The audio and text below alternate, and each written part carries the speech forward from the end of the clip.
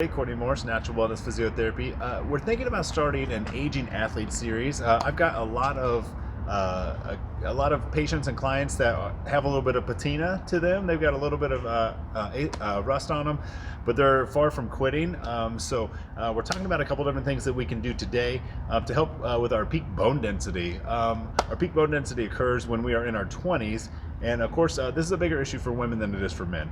Post-menopause, in that first 5 to 7 years, women can lose as much as 20% of their bone density. Weak bones are not a normal part of aging, and when we think about the postural effects of this, it can be really significant. So we're going to go over 5 tips today to kind of help you maintain your peak bone density and continue to build strong bones even after menopause. So number 1 is feed your bones. Right? There's a recent study that came out that talked about women that ate like a Mediterranean diet, diets high in vegetables and diets high in fish and healthy fats and things like that. They replaced the micronutrients that their bones naturally kind of break down, and that helped them maintain some of the bone density as well too. Number 2, lift something heavy. This is good advice for everyone, but especially after we're going through menopause.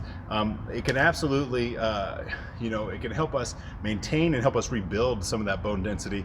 Lifting something at least once a week that's 80% of your 1 rep max. Now your 1 rep max doesn't have to be some high extraordinary number, but it should be something pretty heavy to you. And that could also decrease like this dowager's hump, our great grandmother's posture that we see and none of us absolutely want. Number 3, repetitive pounding, whether that means running, jumping, skipping rope, something that requires some frequent beating on those bones. That is good for the density of those bones themselves. 4, just walking, taking more steps in a day. If you take 1,500 more steps a day, shoot for that 10,000 step mark. It's relatively arbitrary, but it's a good number to shoot for, and that will help protect your bones as well too. And 5, the last one that we don't think about, is take something like a probiotic.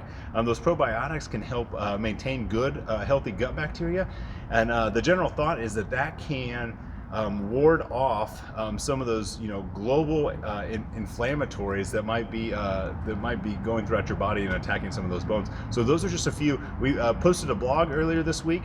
Go and check that out. We'll put the link down below. But if you have other questions about this, if you think that the Aging Athlete series would be a good idea, throw a hand out there for us, or mark that you want us to do that, and we'll do more in this series. Until next time, Courtney Morris, Natural Wellness Physiotherapy.